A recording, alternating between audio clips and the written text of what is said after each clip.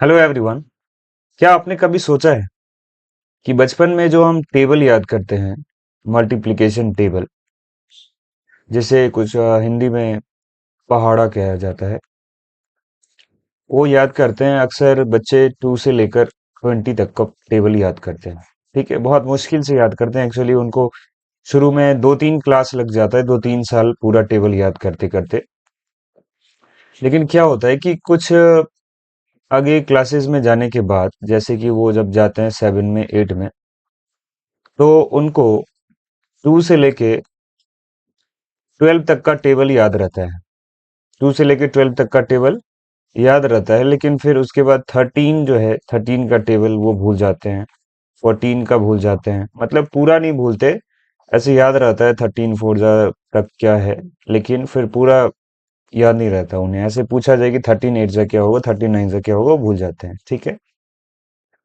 और ऐसे ही 17 का भूल जाते हैं, 19 का भूल जाते हैं, 15 का किसी किसी को याद रह जाता है, 16 का भी भूल जाते हैं, 20 का बहुत इजी है इसलिए याद रह जाता है। तो कभी आपने सोचा है ऐसा क्यों होता है? किस लिए भूल जाते हैं वो? आखिर क्या करते हैं? कौन सी ऐसी गलती जिस वजह से वो टेबल भूल जाते हैं? तो देखिए बच्चे, एक्चुअली सॉरी, बच्चे नहीं कहना चाहिए, आप भी हो सकता है कोई बड़े लोग भी देख रहे होंगे। ओके। सो तो कहने का मतलब ये है कि ये किस लिए भूल जाते हैं? अब रीजन क्या है इसके पीछे? देखिए, बचपन में जब बच्चों को मल्टीप्लाई सिखाया जाता है, तो वहां पे एक गलती कर देते हैं हम सिखाते टाइम। अगर वो गलती हम नहीं करते हैं, तो उन्हें टेबल हमेशा याद रहेगा 19 तक, और याद रहना चाहिए उन्हें। अगर फास्ट कैलकुलेशन करना है मैथ्स में, तो जब भी इस तरह के नंबर्स का मल्टीप्लिकेशन आता है, तो उस टाइम पे टेबल नहीं आने की वजह से वो ज्यादा टाइम लेते हैं मल्टीप्लाई करने में। ठीक है। तो कैसे करना चाहिए मल्टीप्लाई फिर? जैसे देखिए, बचपन में क्या होता है कि जैसे मैं उसको एक मल्टीप्लाई देता हूँ, अगर 254, और इसको बोलता हूँ मल्टीप्लाई करो 14 से, सॉरी। तो वो क्या करते हैं ना, मल्टीप्लाई इस तरह से करते हैं। कैसे करते हैं? पहले इस 4 से करेंगे वो सारे डिजिट को, फिर 1 से करेंगे, और फिर ऐड करेंगे, फिर 3 लाइन में आंसर आएगा। कहने का मतलब है कि ऐसे करेंगे, 4 4 जा, ये 4 और 4 से मल्टीप्लाई होगा, 4 4 जा 16, 1 बचेगा, 4 5 जा 20, और 1 क्या हो गया, 21, 2 बचा, और फिर क्या हो जाएगा, 4 2 जा 8 2 10, एंड आफ्टर दिस 1 4 जा 4, 1 5 जा 5, 1 2 जा 2, and then they will add 6, 4 1 कितना होता है, 5 5, और ये 3। मल्टीप्लीकेशन आ गई। तो देखो बच्चे, इसमें 1 2 3 लाइन लिखना पड़ा तब आंसर आया। लेकिन क्या इस मल्टीप्लीकेशन को हम डायरेक्टली नहीं कर सकते थे? डायरेक्टली अगर ये 254 है, और फिर इसको मैं मल्टीप्लाई कर रहा हूँ 14 से, तो अगर हम डायरेक्टली 14 का टेबल यूज किया होता बचपन में, टेबल जैसे ही बच्चे ने याद किया उसको इस तरह का मल्टीप्लाई देते, और फिर बोलते कि मल्टीप्लाई करो डायरेक्ट 14 से, 1 और 4 से 1 बाय 1 नहीं, डायरेक्ट। तो डायरेक्ट कैसे होगा? अब सीधा 14 का टेबल पढ़ लीजिए।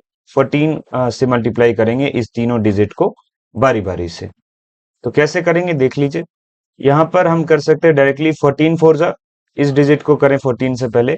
14 फोर जा क्या होता है, 56 होता है, 56। तो क्या बचेगा, 5 कैरी बचेगा। और फिर क्या करेंगे, हम 14 को इस 5 से करेंगे, तो 14 5 से क्या होता है, 70 होता है, और 70 प्लस 5 क्या हो जाएगा, 75, और 7 कैरी बचेगा, और 14 टू जा 28, 28 और 7 क्या होता है, 35। तो देखो, वही आंसर आ गया, वही आंसर आ गया, सेम आंसर।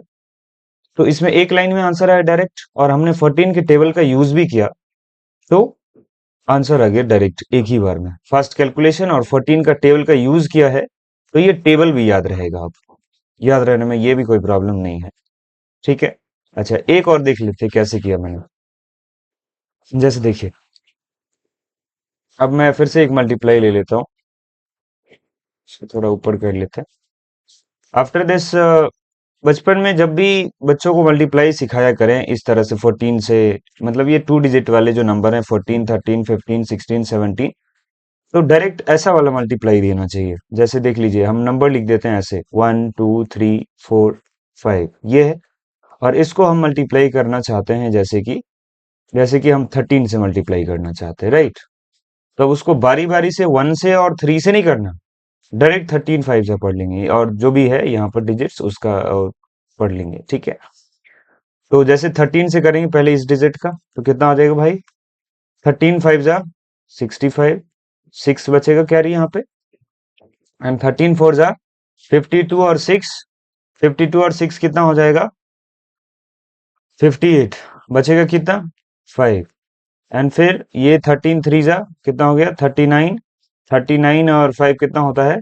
44। बच कितना गया फिर से? 4 कैरी बचा, एंड 13 2 जा, 13 2 जा व्हाट? 13 2 जा होता है 26, और 26 में ये ऊपर वाला 4 जोड़ दीजिए, तो कितना आ गया? 30। 30 का हम यहाँ क्या लिखेंगे? 0 लिखेंगे, और यहाँ पे 3 कैरी चला जाएगा, और फिर 13 1 जा 13, और 3 उसमें जोड़ देंगे तो 16 हो जाएगा। इस तरह से डायरेक्ट आंसर हमारा आ गया, ठीक है? तो आगे से जब भी आपको मल्टीप्लाई करना हो इस 13 से, या 14 से, 15 से, 16 से, 15 17 से, 19 से, तो आप डायरेक्ट मल्टीप्लाई किया करें, डायरेक्ट उसके टेबल का यूज किया करें, उस पहाड़े का यूज करेंगे तब वो याद रहेगा, है ना? तो उसका कोई यूज नहीं होता, इसलिए बच्चे भूल जाते हैं। तो आगे से जब भी मल्टीप्लाई करना हो, या आप किसी को मल्टीप्लाई सिखाते हैं छोटे बच्चे को, तो आप इस तरह से सिखा सकते हैं ताकि वो आगे से टेबल नहीं भूले, ताकि उसका यूज करेगा तो ऑब्वियसली नहीं भूलेगा। Okay, thanks for watching.